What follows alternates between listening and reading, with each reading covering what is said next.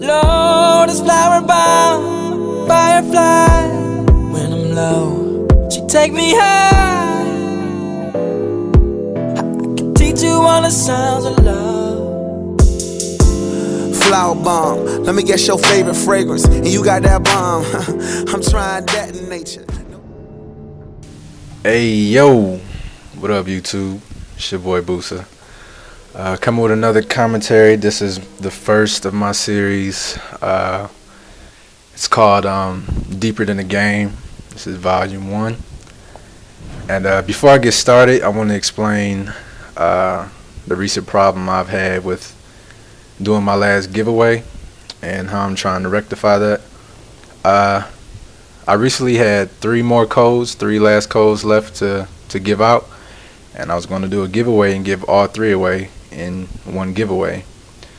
But for some reason my iPhone decided to delete my emails where I had the codes in, so I'm trying to get that recovered right now, so I'll keep you guys updated if I'm going to be able to do that last giveaway or not. Hopefully I'll hear something back within the next 2 days or so. So bear with me. But let's get into the series. The first segment of the series is going to speak about where I come from, my background, my beginnings, and my faith. The reason why I chose this is because I just felt it was important. And since I have a platform to speak my mind and inform some people who would otherwise wouldn't know, or I know some people don't like the idea of organized religion, and don't get me wrong, I don't think all organized religion is right either, but I believe that faith and spirituality to a certain degree is important for everyone. You may not agree, but just try to keep an open mind during the my explanation or whatever. Okay, first, I was born in 1984 in Detroit, Michigan, and my birth has a funny story which also ties into why I have such a strong faith in God. I'm actually one of 3 brothers. However, I'm the only one that actually lived. My mother had a problem with her cervix or whatnot. That's why my first 2 times she tried to have a child, they didn't make it. They never saw 1 year old. They actually made, they were born, but they never made it out the actual hospital, which was pretty hard for my mom. You know what I mean? And against the doctor's wishes, because they said, trying to have another child will probably kill her, but her and my father wanted a child so bad that they actually risked it, and that's why I love them so much, But so they tried again, and she got pregnant with me, but I was a preemie. I didn't go the full term of 9 months. Actually, came out in 6 months. I was supposed to be born in May, April, but I was born early February. When I was inside my mother's womb, I don't know what you call it, the amniotic sac or whatever you want to call it. I kept tearing a hole into it, which caused all the liquid to go out, which put me in danger of infection and dying. So at that time, it's 1984, technology wasn't what it is now. So they had this experimental surgery that only my mother and another woman that lived in Hawaii got this actual surgery where they actually put the child back into the womb and seal it back up for the amniotic fluid to fill itself back up and try to keep the baby in there as long as possible so they can develop correctly. And it made news and everything because it was the first time anyone had attempted it, and it was successful. But the thing is, they tried to keep me in there as long as possible, but the very next day, because I was actually I actually broke the sack on Valentine's Day, but the very next day on the 15th, I decided to come out. So they didn't want to risk, losing my mother. So they decided to go through with the delivery. And out I came, premature, underdeveloped, but over the years, I became normal. My body caught up and have no problems whatsoever. A normal, healthy baby boy. And, that's going to tie into later why I believe so strongly in God, and I believe that I do have a reason for being here. I mean, it could have went anyway. I could have ended up like my other brothers and not been alive, but God chose otherwise because I believe that He has a plan for my life. So when I turned 12, I had a great childhood, good father, excellent father, both parents in my life. I know a lot of people aren't fortunate enough to have that, but I was, and I consider myself blessed. And but when I was 12, my father passed away. He had asthma, but he wasn't born with asthma.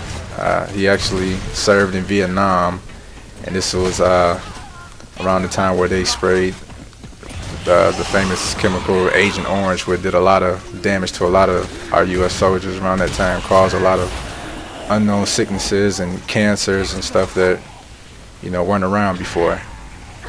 But that's neither here nor there.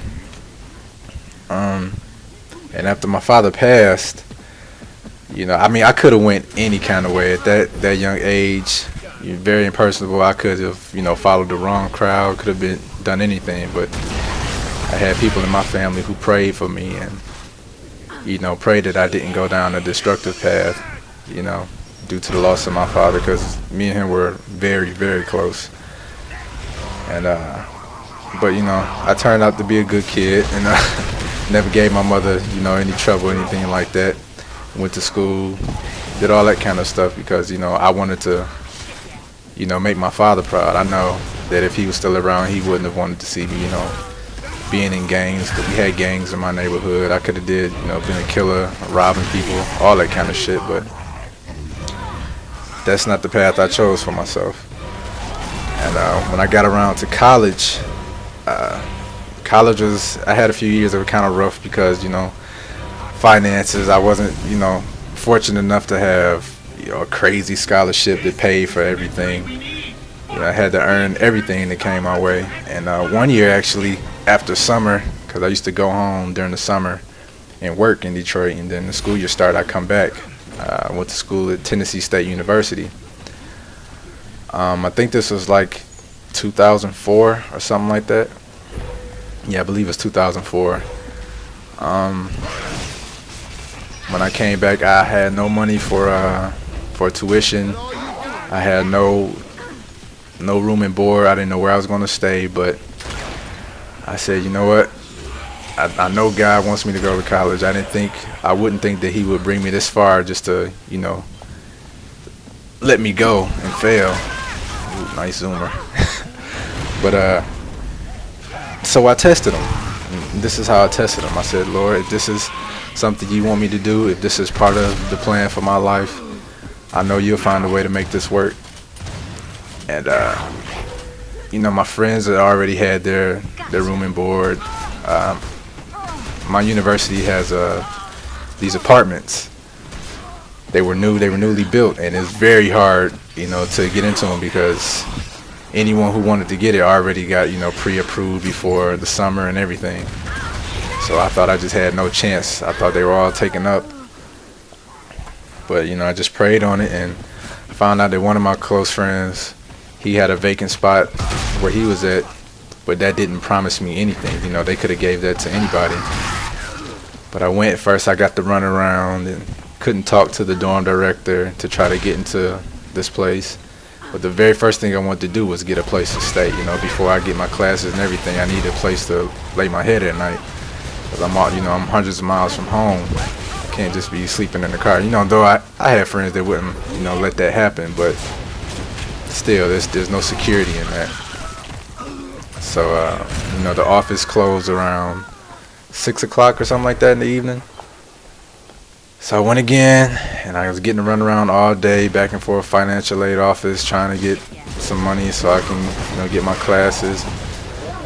It just wasn't looking good. It was looking like I was about to end up having to drive back home, not being in school for that semester. So I just continued to pray, and I went for the final time and actually caught the dorm director by himself in his office, and told him my situation, and I told him that I have a friend there that as far as he knows, nobody is moving into the last room in his apartment, and I was wondering if I could get it. And without any questions asked, he just put my name on the sheet, got my paperwork filled out, and that was it. I had the room. I had it. So after that day, the next day I went back to campus trying to get my finances straight and trying to see what I could do to get enrolled for this semester. And when I went, no trouble at all. I don't know where the money came from. I don't know how I got approved, anything, but my classes were paid for the semester. I couldn't tell you today how that happened. I just went in for the appointment. I scheduled an appointment to see my financial advisor, and they got me in. They got my whole school paid for the whole year. Usually people only get it taken care of, by the semester, but God blessed me to get the whole year paid for just on my first appointment. Got my classes registered, and I was good for that whole year. And there was nothing I could do but, thank God for that, because I prayed to him. I said, Lord, if you can find a way to make this work, I'll do my best. And somehow, some way, he made it possible for me to, be enrolled in school. And I never had another financial problem than the rest of my matriculation at my university. Though I had to take out student loans and still have them now, the bottom line is I got my education, where I otherwise could have been sent right back home, defeated, no confidence, and probably wouldn't have went back. You know what I mean? And another instance that draws close to home for my faith is the first time my grandfather got cancer, because my grandfather was an atheist. Actually, he didn't believe anything. He couldn't see, touch, smell, hear, measure. He didn't believe it. He didn't believe in God. He didn't believe in any higher power. He just believed people were people and whatever. You know what I mean? Even after the first time he got cancer and he healed up, he figured he just got lucky, and that was that.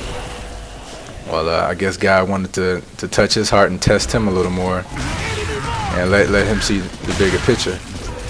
And because he ended up getting cancer again, but this time it wasn't just prostate cancer; it was everywhere. And when they did the test and to see how bad it was, they only gave him a few weeks to live. And during those weeks, this is the first time I ever seen my grandfather cry. First time I ever seen him pray.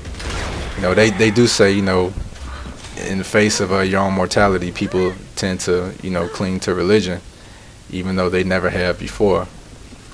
But something really changed in my grandfather. He actually developed a relationship with God. It wasn't just, him just wanting somebody to help him for the sake of, saving his life.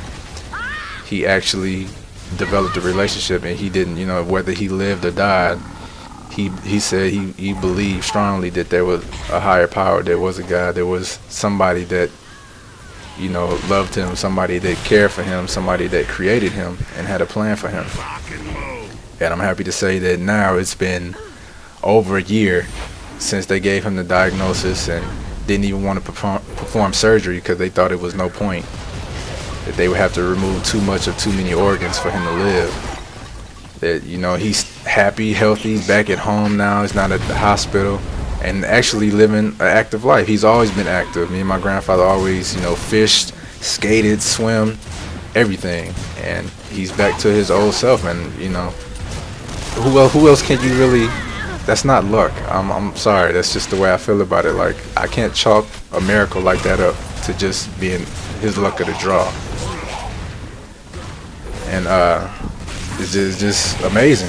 And the reason why I share my testimony, because as a Christian, I'm not here to impose my beliefs on anybody. I'm just here to share my story as to why. And Christian belief is that, it is our duty, to a certain extent, to, if you know God and have a relationship with them to share your story and spread the word in hopes that other people will see it too. So this is just the format for me doing it. And people are free to believe whatever they want. Good. If you're a good person, you're just a good person. You know what I mean? But the logic that I believe that any atheist or anybody who doesn't believe that there's a higher power, you have to acknowledge is that we're all created beings. We're not constructed by machines. We come from other people. You have a mother, you have a father. You all know about the birds and the bees. I don't have to talk about that shit. But if you can acknowledge the fact that you are created, how can you not acknowledge the fact that you have a creator? People can argue, well, my creator is my mother and father. Okay, but you keep going further and further down the line, all the way to the first man and first woman. Somebody had to create them. You know what I mean? It's just logically impossible for me to conceive that we're just here and just because. The things about the human body, things about science, everything is so specific. Your body does amazing things, and you can't just chalk that up to chance. That's a divine design, human creation. And I'd rather just live my life believing in something, and if I die and I find out that there's nothing there, then so be it. But I'd rather live and believe in something, find out that there's nothing, than to die and be wrong. So it's just something to think about. But till next time, peace.